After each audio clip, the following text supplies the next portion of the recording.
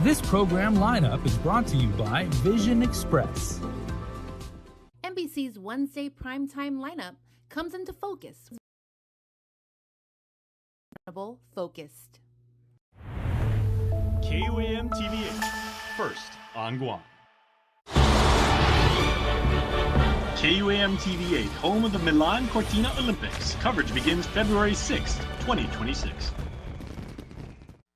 KUAM News headlines are presented by Calvo's Insurance, protecting Micronesia for 85 years. Matson and the Adai Itao program. Apply at matson.com and McDonald's of Guam. I'm loving it.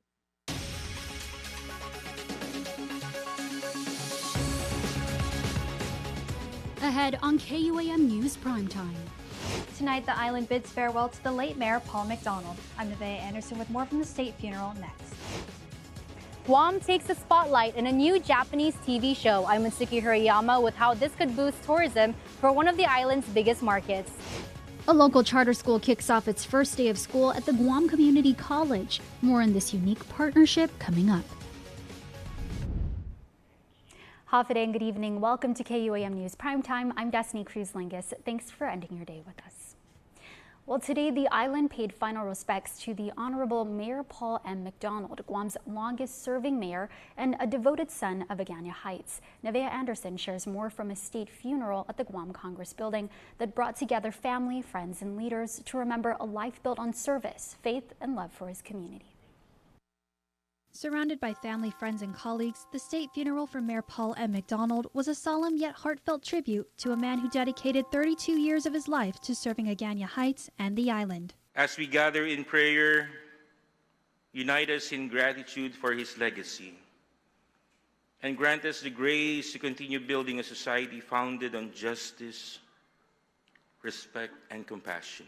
From his time as president of the Agana Heights Elementary School PTO and a baseball coach to his 8 terms as mayor, McDonald is remembered as a leader who never lost sight of the values of family and community. Senator Sabrina Salas-Matanani presented a legislative resolution honoring him. Throughout his life, he exemplified the values of faith and family and demonstrated a lifelong commitment to serving the residents of his beloved village. And that legacy extended beyond the village, from leading the Association of Pacific Island Local Governments to expanding access to off-island healthcare in the Philippines for Guam residents. Paul was never just in it for Agana Heights alone, and that is why he earned the respect of his colleagues. Even while facing over 2 decades of medical challenges and dialysis, McDonald never wavered in his commitment. Former Governor Carl Gutierrez recalls McDonald's passionate effort to claim Triangle Park as part of Agana Heights, as well as his pushback against lawmakers' intent to rename the village. What endeared me most to him, if I'm being honest,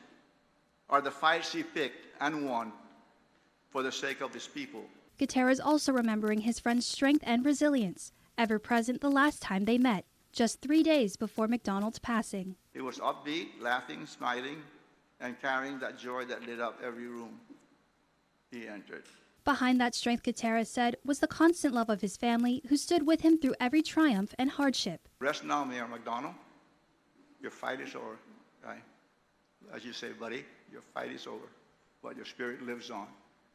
In the laughter you shared, in the battles you won, and in the hearts of your family and those whose lives you touched. Adios, amigo. With wreaths laid and tributes shared, the island bid farewell to a leader remembered not just for his titles, but for the compassion, resilience, and love he carried for his family and community. Nevaeh Anderson, KUAM News. Thanks, Nevaeh. Well, in other news happening Wednesday afternoon, Agata Johnston Middle School going into immediate lockdown. The lockdown was ordered around 1:55 p.m. after the Guam Department of Education confirmed Guam police were pursuing a suspect in the area. KUAM was on the scene where a heavy police presence stretched throughout the Chalan-Pago-Ordot area. Meantime, GDOE has confirmed all students and staff are safe. Stay with KUAM for updates as more information becomes available. Well, against the odds, Science is Fun and Awesome Learning Academy Charter School delivered on its promise. Students are back in class on time for the new school year, thanks to a partnership with the Guam Community College, which is temporarily housing the SIFA community. KUAM visiting the Manilao campus on day 2 of the new school year. The Guam Community College isn't where you'd usually find middle schoolers in class, but as of Monday, that's changed. After a rocky start to the new school year, Science is Fun and Awesome Learning Academy Charter School has partnered with GCC, officially kicking off classes at the Mangilaw campus, which will serve as its temporary home. Ron Ravella, CIFA's Director of Planning, Compliance, and Research, says the move sets the stage for what's to come. We're looking at beyond and getting our kids ready for a future that will involve their higher education being here at GCC. Now on day 2, the CIFA Manta Rays are finding their rhythm, with the college environment already sparking curiosity in students. We've gotten a lot of positive feedback from the students. They're all excited, like, where's the crime lab, miss? And, honestly, that's the kind of excitement that we want to see. Like, to get into the crime lab, to work with that stuff, you want to kind of focus on science. Remember what CIFA stands for? Science is fun and awesome. And despite some students transferring amid the uncertainty, Ravella confirms enrollment is at capacity, just over 300. Looking ahead, he says the search for a permanent home continues, with an update on a request for inquiry released last month. We finished phase 1. We're now in phase 2. For now, CIFA's lease with GCC runs through the end of the year, with the option to go month to month dependent on the procurement process. And after a shaky road to get here, CIFA leaves this message with the community. CIFA remains strong, and we remain true to our mission and vision. Well, the Guam Police Department is investigating a fatal auto motorcycle crash that occurred Sunday night, August 31st along Route 2 by the Hoggett Marina. The motorcyclist has been identified as 37-year-old Jeremy James Nedadog. His next of kin has been notified. This marks Guam's 15th traffic fatality for the year. Preliminary findings indicate the crash happened when a vehicle operated by an adult female was exiting the Agate Marina and attempting to turn north onto Route 2. Nedadog, who was traveling southbound on his motorcycle, collided with the vehicle. CPR was performed at the scene, but Nedadog was pronounced dead at 8:46 p.m. by a Guam Memorial Hospital ER physician. The case remains open and has been forwarded to the Guam Highway Patrol Division. GPD extended condolences to the family and friends of Mr. Nedadog. A 26-year-old woman has admitted to distributing cocaine in connection with multiple undercover drug deals across the island, including 2 that happened within 1,000 feet of schools. Jelani Villamore pleaded guilty in federal court to 1 count of cocaine distribution, a charge that carries up to 20 years in prison and a $1 million fine. Court documents detail 3 separate sales to a DEA informant last year at the Guam Premier Outlets outside Hertimaning residence near St. John's School and in Hagåtña near the Academy of Our Lady of Guam. Agents later recovered additional drugs and paraphernalia during a search of her home. Villamore remains out on release and was recently granted permission to travel to Manila, but is expected back in court for sentencing on December 2nd. The Guam Memorial Hospital Authority has announced the upcoming retirement of hospital administrator and CEO Lillian Perez Posadas effective September 30th. Posadas has led GMH since 2019, guiding the island's only public hospital through financial challenges, aging facilities, and the COVID-19 pandemic. Board Chair Sharon Davis praised Posadas for her unwavering commitment to healthcare excellence and her steady leadership during some of GMH's most difficult times. The Board of Trustees is actively searching for her successor and is expected to appoint an interim CEO at its September 24th meeting to ensure a smooth transition. The board says the selection process for a new CEO will focus on finding a leader who can build upon the strong foundation established under Posadas' tenure. Time for a quick break. You're watching KUAM.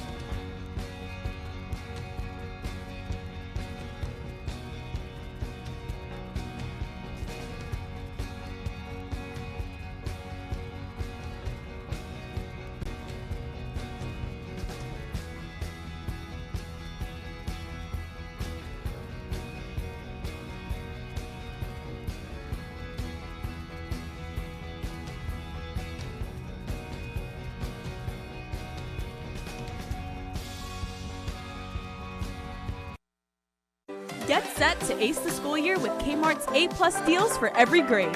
Crush the classroom with unbeatable deals on school supplies, plus tasty snacks and drinks that are perfect for packing lunches and powering through the school day. College bound? Get campus ready with dorm essentials like bedding, organizers, and cool touches to make it yours. Teachers, score everyday discounts on classroom essentials to spark every student's success. Move to head of the class only at Kmart. Kmart, back to school, back to cool. NBC's Wednesday primetime lineup comes into focus with Vision Express. Fast, fashionable, focused. KUAM TV8, first on Guam. Go left. Better? Go right. How about now? Still nothing. Uh-oh. Tired of unreliable satellite internet? Switch to GTA Air Fiber. Faster and more affordable than Starlink. Get blazing speeds up to 500 Mbps for just $70 a month with no equipment to buy, free professional installation, and Plume Home Pass Wi-Fi included. Built for Guam, backed by award-winning local support. GTA Air Fiber. Ditch the dish and make the switch. I grew up on Guam. Sports shaped who I am. But representing our island on the national basketball team taught me the importance of community. After 10 years in Hawaii, working at Bank of Hawaii, I came home to give back and to lead. At Bank of Hawaii, we're passionate about helping everyone in our community create a better life for themselves and their families to reach their possible. I'm Mike Sakazaki, and I can't wait to help you reach yours. Anything's possible. Reach your possible with Bank of Hawaii. Welcome back to Primetime. Guam takes center stage in a new Japanese docudrama series that's filmed entirely on island. TV Tokyo's Why I'm With You follows three couples, each from different stages in life, as they visit Guam and rethink their relationship. The series showcases Guam's culture, cuisine, and landscapes to millions of viewers abroad. Mitsuki Hirayama has more on what this means for tourism recovery. The cameras rolling across Guam recently in a new Japanese docudrama series called Why I'm With You. From Tumon Bay, historic sites, to the Chamorro night market, TV Tokyo worked closely with the Guam Visitors Bureau to highlight the heart of the island. Director and producer Taku Matsumoto and GVB President and CEO Regine Biscoli to share an exclusive look inside the project. グアムに来たですね、3組の、カップル、男女が、グアムで生活1週間旅をすることによって、彼らがですね、こう誰か人といる意味、人と誰か男女で2人でいる意味っていうのを、改めて考え直すと、そういうドラマになっています。It was definitely many months and years in the making for it to come to fruition, and we're just so glad that they were able to not just film one episode, but 8 episodes, and the entire series of this docudrama was filmed on Guam. The show has been airing in Japan this summer, reaching millions of viewers and rekindling memories for Guam's former top market. 先週ですね、すべて放送が終わってですね、とても素晴らしい反響をいただいてます。一番多いのはやっぱりグアムってこんなにいい場所だったんだとか、またグアムに行きたいとか、おそらく結構人生でグアムに昔行ったことがある方がですね、またこう10年20年の時を経てまた行きたくなったみたいな、そういう感想がとても多いですね。Biscoli adds international exposure of this kind is already seeing an impact, translating to more bookings and more searches of Guam. TV Tokyo has enjoyed about 1.5 million views for each of the episodes, so it's just a tremendous success, even when ranking some of their other docudrama series or TV series against this one shot in Guam. So a huge success there. We're really happy about the way that it's also been translated to a lot of the stars talking about their experiences on Guam on social media. The partnership reflects a growing marketing strategy to promote Guam overseas, with more in the works. We're looking forward to inviting additional travelers to visit the different sites that are featured in the docudrama series. So, GVB is really looking forward to using the momentum of this very successful project and trying to push additional arrivals from Japan. Meantime, the community can catch the series right here on KUAM. Episode 1 of Why I'm With You will premiere on Monday, September 8th at 8 p.m. on KUAM TV8 and Peacock, with the encore broadcast on Sundays beginning September 14th at 8 p.m.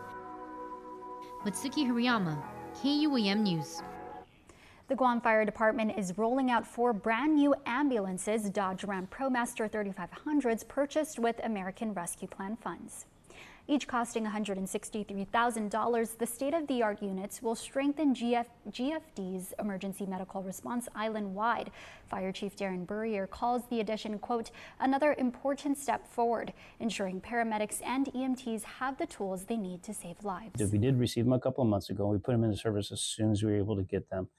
And so we're running with 4 new ambulances on the road. We're looking at putting out a purchase in the next fiscal year for 4 more and keeping our fleet up at optimal levels, and also to where we can maintain our maintenance with our existing fleet and keeping the operational fleet up and running. We've got a fire cycle that's coming to completion. So we're looking at around 13 personnel to graduate from that come October.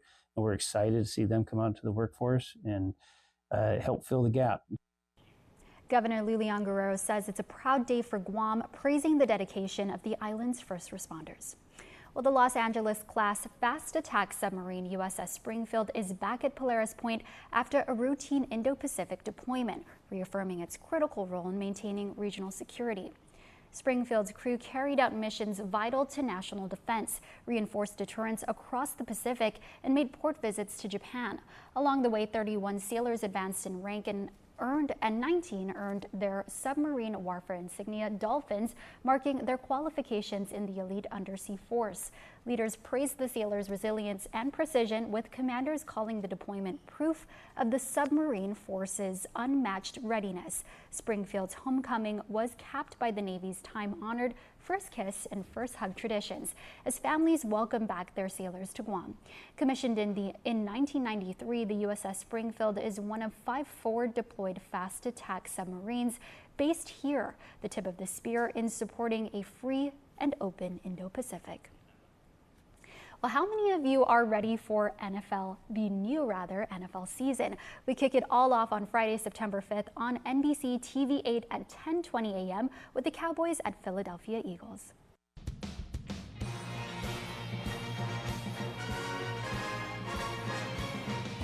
I mean, starting the NFL season with the Eagles and the Cowboys, these two brands going head-to-head in very different places. Cowboys, they got a new head coach. Eagles coming off the Super Bowl. Top thing comes to mind for you. Cowboys defense, they didn't get better this offseason. You look at the interior of that defensive line, they're not very big. They average probably around 280, 285, and Philly's just too physical offensively, Coach. Absolutely. If I'm the Eagles, I'm running right at that small group. Devontae Smith, A.J. Brown, you're going to be upset because you are going to catch a pass. We're going to run 50 times right up the middle. And I actually got questions about their secondary, too, at the cornerback position, an inconsistent play there. But they're also missing their best linebacker, Demarion Overshown. That's going to be a problem. Don't miss all the action. Who you got? Cowboys versus Eagles on Friday, September 5th on TV 8 at 10:20 a.m. Now for a look at your world at home. Here's a view from Nimitz Beach. Ay motuwi aonin casamiento para gogunen zanwo. The new Crafted Flats from Pizza Hut. 5 handcrafted recipes with more toppings, all for you. There's no reason not to get one or try all 5. New Crafted Flats are just $5 each till 5 p.m. and available till close. Only from Pizza Hut. Your search for unbeatable internet speeds is over. Visit Docomo Pacific today and sign up for as low as $60 a month so you can experience our fast, reliable internet speeds for yourself. Docomo Pacific, better together.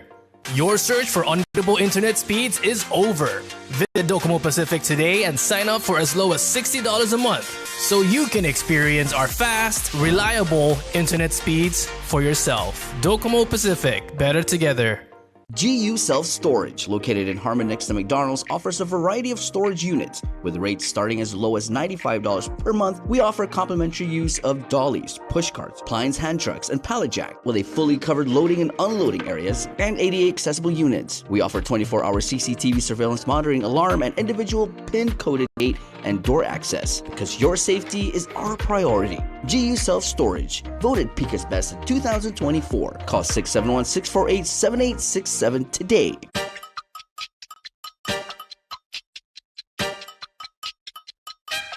Wesley kicks out. Simon, big three. Oh, baby!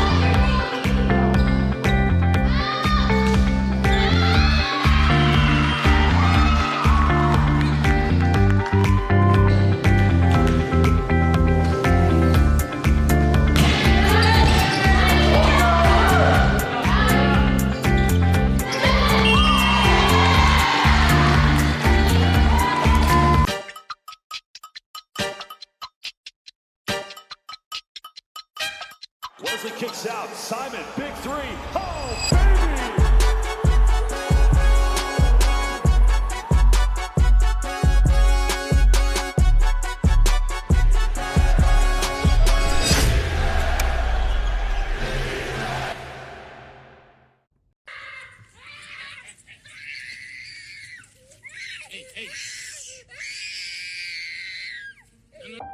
Sometimes parenting can be hard. What should I be doing? The Guam Early Learning Council includes partners who can provide you with early childhood services and supports. We are here to assist. For resources and information, simply call 311 Monday through Friday from 8 a.m. to 5 p.m., excluding holidays. Early connection can change everything. Get yourself ready for a trip through McDonald land. There's fish-shaped volcanoes, you'll even find a French fry veg. But just turn around and see if you won't find a hamburger patch as a handful of McDonald's and McDonald Bank-a-thon. Come get the new Mount McDonald and shake when you order the McDonald Land meal.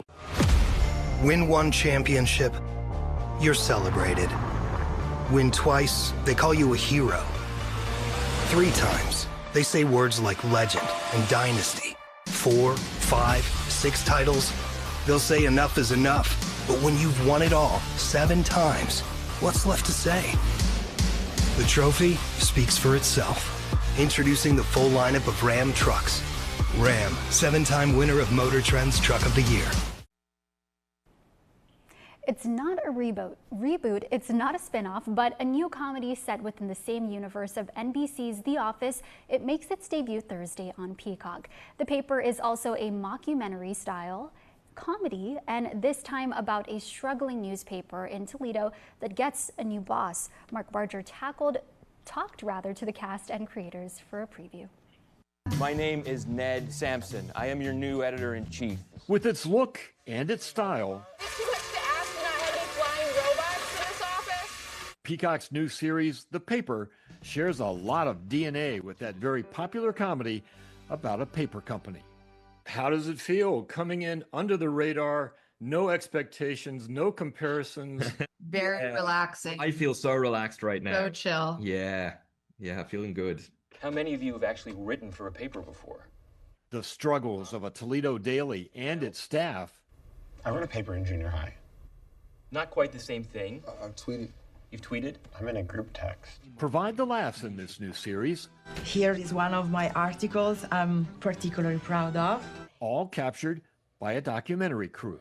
Are you on board for revenge? It was very joyful to be back in that playful shooting style with such a talented group. Greg Daniels created the U.S. version of The Office, and he enlisted one carryover character for the paper. God, not again. I'm not agreeing to any of this. How quick of a yes was it for you to join this show and provide somewhat of a thread back to The Office? He started to say, Oscar, are you interested? And I said, yes. So I didn't even know what the hell he was going to say. I just said yes. And having Office connections... Oh, fantastic! ...come in handy when you're launching something new. They're giving you amazing material with a great writer's room. They kind of set us up incredibly well to kind of get along and always have good material. Have you read this paper? Uh-huh. How do you think it compares to any other paper? It sucks. But we are going to make it better. You're looking around and I couldn't believe it every day. Every actor, the writers, people I've looked up to forever and admired, and it's very surreal. Giving this paper reason for optimism. Don't be so self-defecating. And laughter. Mark Barger, NBC Entertainment. Fun fact, The Office is one of my all-time favorite TV shows, so I am so excited for this. So all 10 episodes of The Paper begin streaming Friday on Peacock. News Bites is brought to you by Docomo Pacific Better Together, Fresco Clothing, original custom design apparel of Guam and the Marianas, and the Guam Army National Guard. Live here, serve here.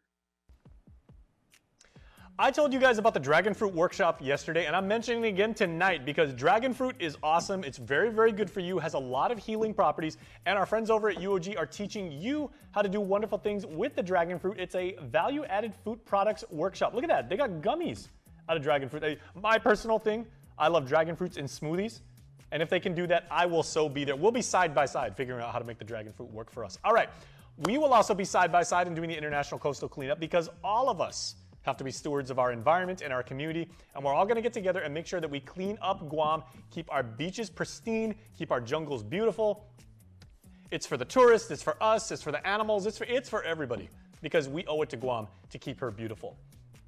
That's all of our responsibility. All right, and then as a bonus, I've got some cookies for you. Well, more particularly the Guam Girl Scouts do because they are having their Tough Cookie Run, and this is a 1K, it's a 2K, it's a 5K, celebrating 9 decades of community service and those super cool badges, right? And if you register and make sure that you do, you get a free package.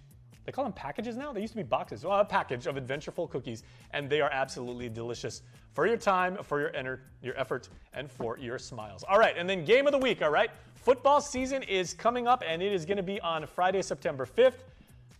That's going to be awesome.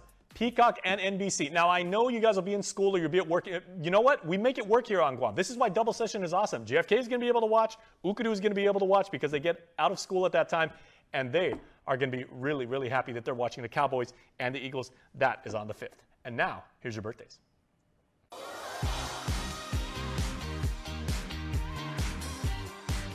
All right, birthday time, everybody. So get those cakes and those really, really cool hats ready. And let's all say happy birthday to Christina de los Reyes. Happy birthday to me. You are now golden. Don't let anybody dull your shine. Nice. Nicolette Balbin, 12 years ago, you came into our life and filled it with laughter, love, and endless wonder. Watching you grow into the smart, kind, and beautiful young girl you are today has been the greatest gift, and you light up every room with your smile and make every day brighter just by being you. Keep dreaming big, keep being brave, and never forget how deeply loved you are. And Eric Mondia, happy birthday to you from your family and friends. And a very special happy birthday to a member of our extended family here. Happy birthday to my best friend and husband, Ethan Langus, who happens to be married to a certain news anchor on our show. Your wonderful wife, Destiny, says, I love you in every lifetime. This is coming from your beautiful wife and the entire family. Want to wish your special someone a happy birthday? Just click the QR code here on your screen or email birthdayclub@KUAM.com. Happy birthday to everyone out there celebrating, and also to my husband. I love you so much. Words cannot ever explain how much I love you. I hope you had the best day. I'm speechless right now. All right, well, that's your primetime show. Thanks for watching. I'm Destiny Cruz-Langus. Have a safe evening and stay beautiful.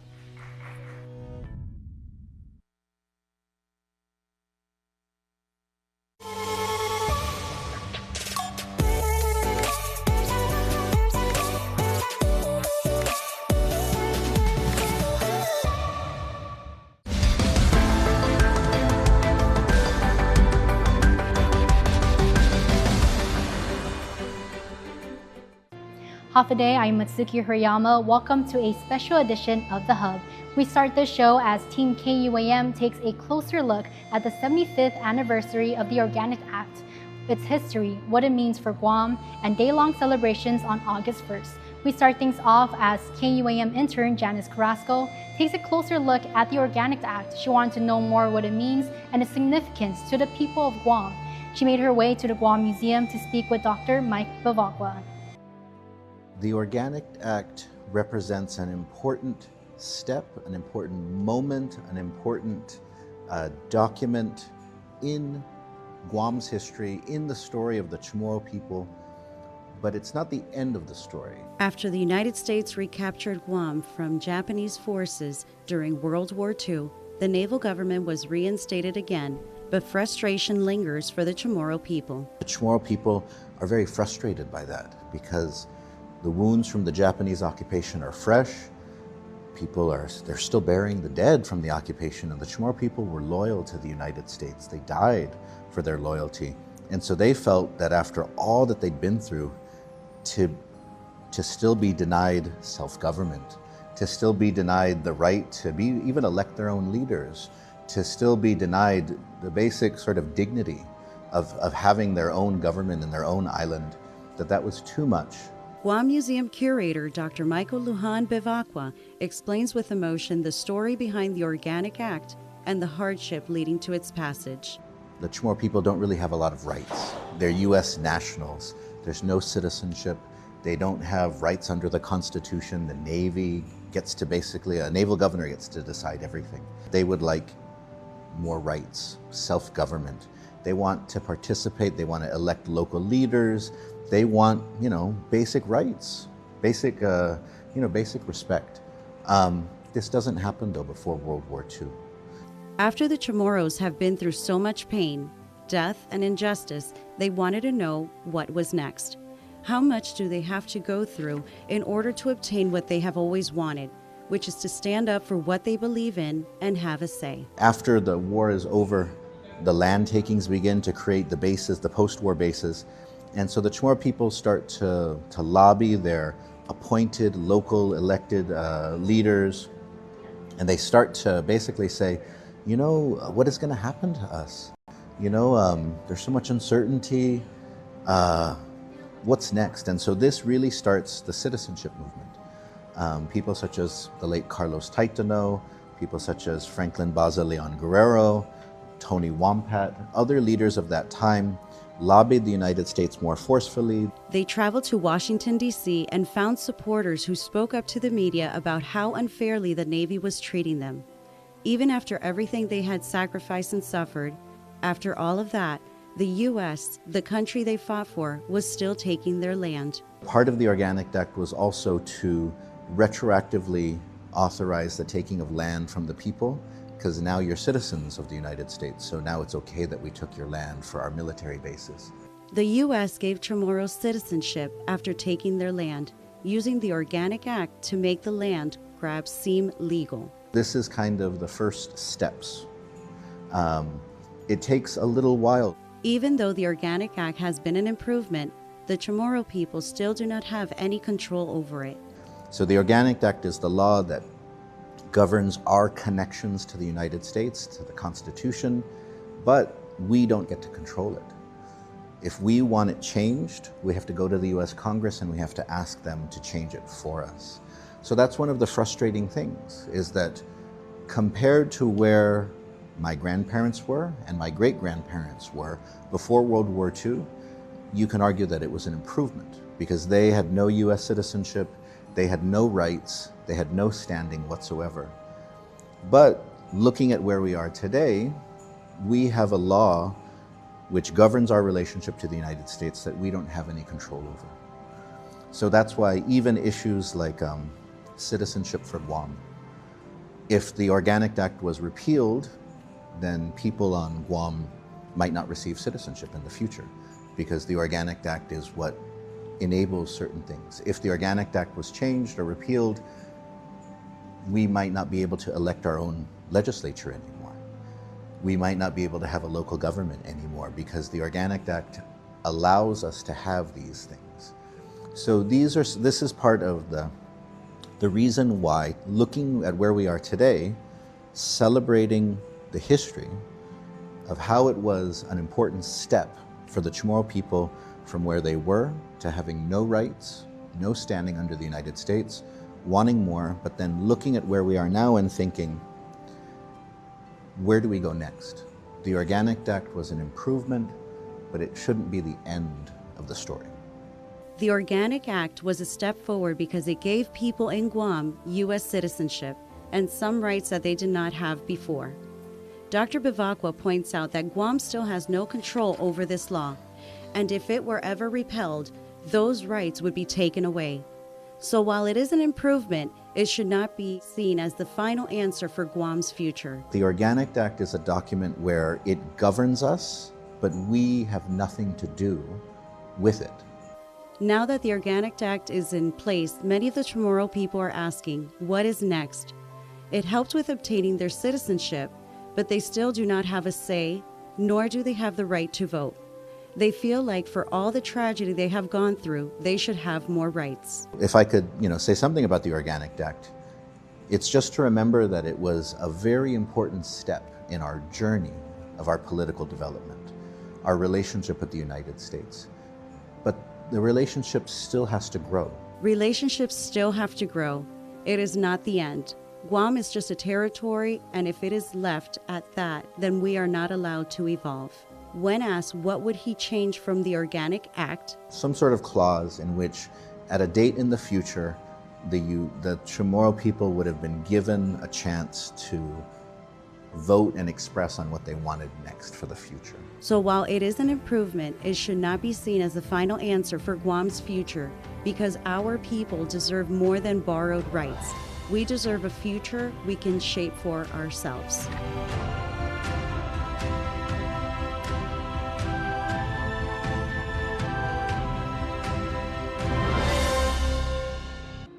Don't go anywhere, because coming up next, Destiny Cruz Langes speaks with attorney Mike Fellows, who shares his personal connection to this pivotal chapter in Guam's history.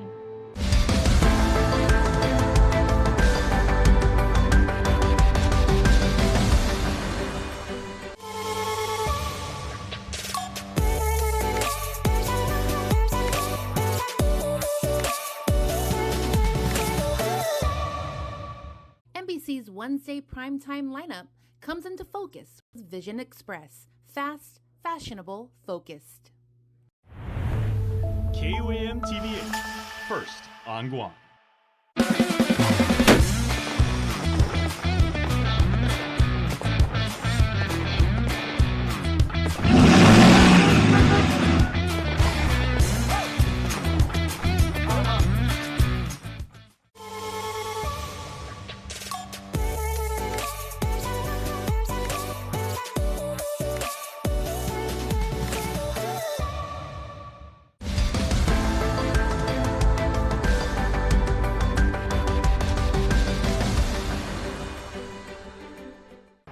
The fight for human, civil, and political rights on Guam began in the early 1900s, pausing only briefly during the war. But soon after liberation and amid sweeping land takings and no change in political status, the Chamorro people of Guam pressed forward.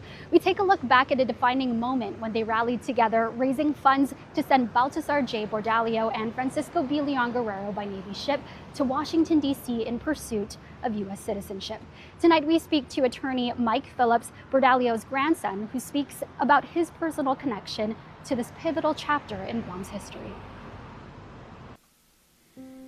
For attorney Mike Phillips, growing up, Baltasar J. Bordalio was simply Grandpa. As a child, Phillips didn't yet grasp the weight of his grandfather's legacy or the significance of his contributions. I grew up with him as my grandfather, so I ranched with him and did that for years, as my brother and my cousins did too. So I knew him from that perspective. It wasn't until his teenage years, through college and into law school, that Phillips began to unpack the history his grandfather helped shape. He started to understand the causes B.J. Bordalio fought for and his role beyond Grandpa. Bordalio was chair of the upper house and part of the two-man delegation, alongside Francisco B. Leon Guerrero, sent to Washington, D.C. to lobby for U.S. citizenship, an effort driven by island-wide support. That effort to raise money to send my grandfather and F.B. Leon Guerrero to Congress. And they would take sheets and go from house to house singing, and the school children all contributed. Read what was said in Congress. They said, "You took school children's money to come here." I'm like, you're kidding me, right? No, it's they saw it as something bad. And it's like, these guys rode a ship. I mean, it took weeks to get out there, but that's the perspective. And despite that perspective, the goal was clear and true. In a speech before leaving for D.C., B.J. Bordalio explained the purpose of their journey. He talked about the reason why they would seek U.S. citizenship, and it was because they wanted full human, political, and civil rights. And a lot of people don't think that means anything, and it really does. There's a significance there. And while legislation was introduced in Congress when the pair arrived, the final word coming down. Phillips says the delegates were offered a title, nationals, but without rights. They were told they could return home as heroes, but they refused. When he was leaving his presentations in Congress, they knew that it wasn't going well. The Department of the Navy showed up and testified very strongly against Guam, receiving any of the rights and privileges. B.J. Bordalio even writing a report to the Secretary of the Navy, outlining conditions on the island. This is after his congressional presentation. He knew it wasn't going to go well. I mean, he knew that there's no hope that they were going to pass the bill. But if you look at the things that he asked for, just basically asking that the Navy governor treat them like humans. I said, most people don't appreciate the significance of writing an open letter to the Secretary of the Navy about this Navy governor. That's it. Your father was called a communist because he refused to work for the Navy free 2 weeks a year. Chamorro men were required to work 2 weeks a year for the Navy free. And he said no. Many said no, right? Still, the fight didn't end there and was later reignited through the Guam Congress walkout and ultimately the signing of the Organic Act. And as the island reaches its 75th anniversary of that milestone, Phillips says the work is still far from over. Our celebration and recognition of the Organic Act really should be, and that is, okay, that's one step.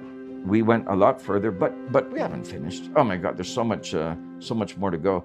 Phillips, alongside Victor Lujan, grandson of the late Carlos Taitano, one of the leaders who brought about the signing of the Organic Act, continuing to echo that sentiment today, speaking out during a press conference to kick off the 75th anniversary of the Organic Act.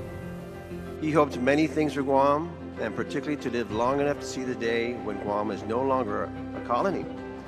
He passed away at the age of 92 with that wish unfulfilled. Even so, my grandfather and leaders of his generation demonstrated that even if the odds are against you, even if the powers against you seem impossible to overcome, you can change things for the better. If my grandfather and his peers could, maybe, and I firmly believe we can, just maybe we can achieve this goal in my lifetime. To me, that example is Carlos Pangilinan Taisno's true legacy. It definitely was something to celebrate. It was a transition, and we kind of left out that part. We've kind of just revolved around the Organic Act, and that's what we have. And it's not. It's such an opportunity. The path is still there, and we just have to fight. Up next, Dr. Robert Underwood shares his perspective on the Organics Act.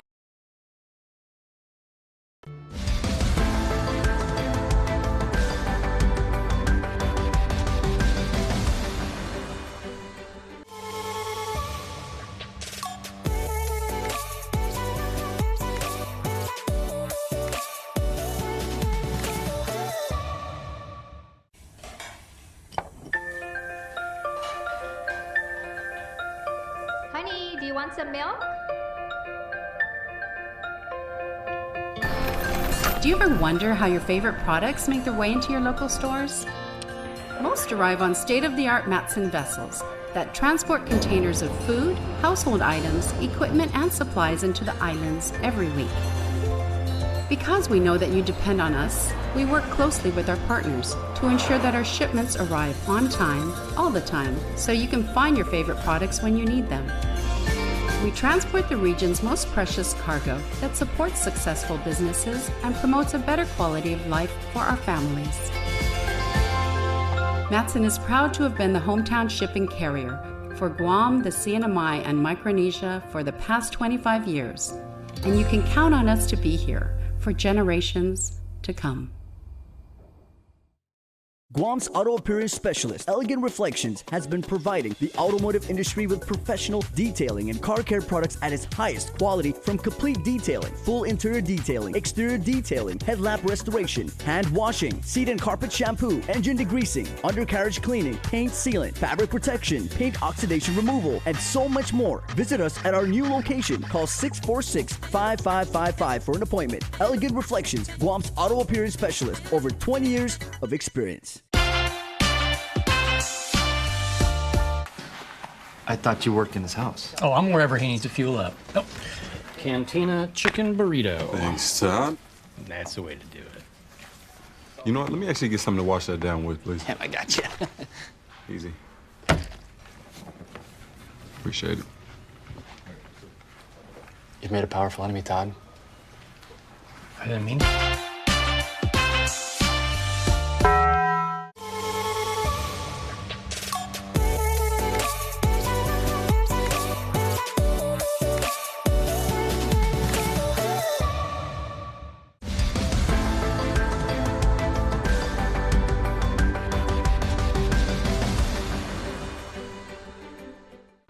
With the 75th anniversary of the Organic Act comes various thoughts and perspectives. Former Congressman Dr. Robert Underwood shares his. He was one of the guest speakers for critical conversations on the Organic Act, our journey yesterday, today, and tomorrow. Our KUAM intern, Ari Kitigwa, sat down with him recently. The Organic Act of Guam. What is it? How are the island and its people impacted? And what do people know about it? With the act commemorating its 75th year, public figure and former Congressman Dr. Robert Underwood shares his thoughts.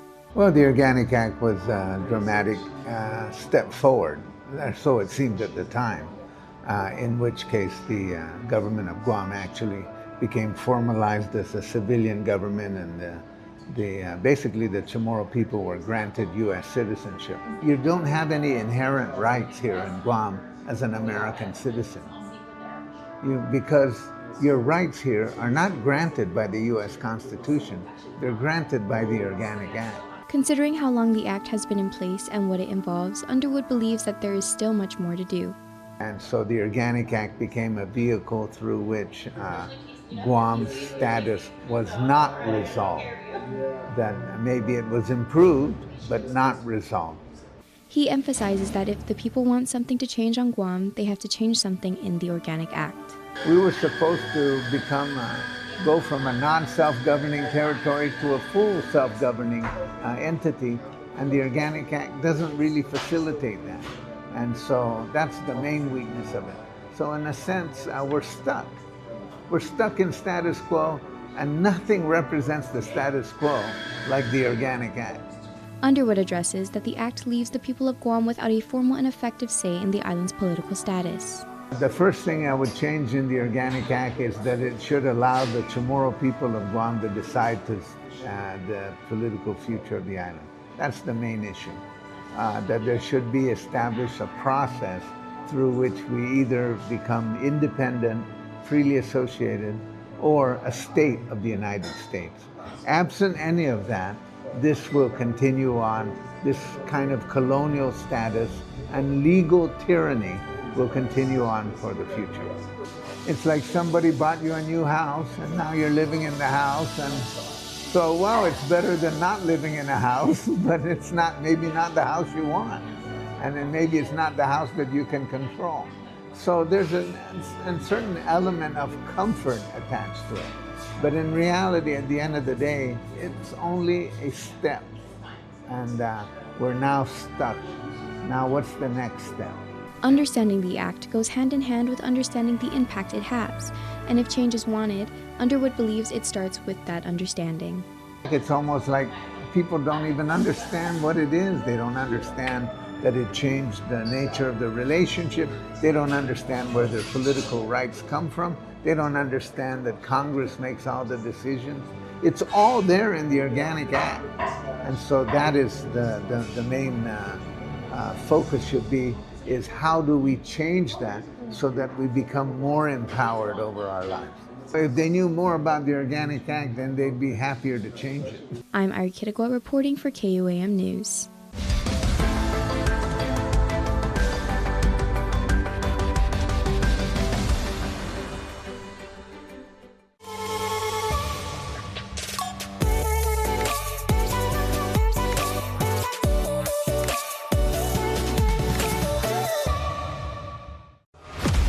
Win one championship, you're celebrated.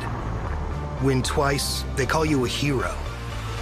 3 times, they say words like legend and dynasty. 4, 5, 6 titles, they'll say enough is enough. But when you've won it all 7 times, what's left to say? The trophy speaks for itself. Introducing the full lineup of Ram trucks. Ram, 7-time winner of Motor Trend's Truck of the Year.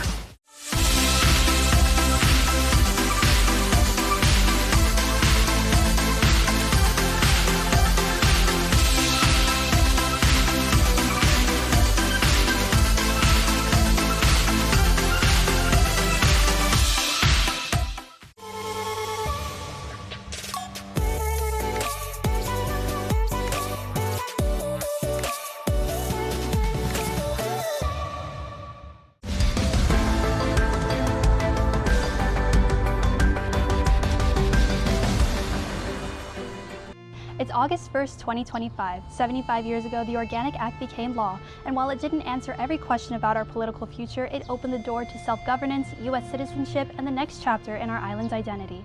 From the first drops of rain this morning, island leaders, elders, families, and government of Guam officials gathered at key sites across our capital, starting with a flag-raising ceremony at the Governor's Complex, followed by another at the Guam House Building. These flags don't just mark territory, they mark resilience, identity, and progress hard-won. Lieutenant Governor Josh Tenorio reflects on the long roads and quiet victories that led to the establishment of a government by our people. For generations, decisions about our future were made thousands of miles from our shores, with limited input, if any, and without our vote. Then came the Organic Act. It did not fix everything. It did not give us the measures of civil rights and equality as we had hoped.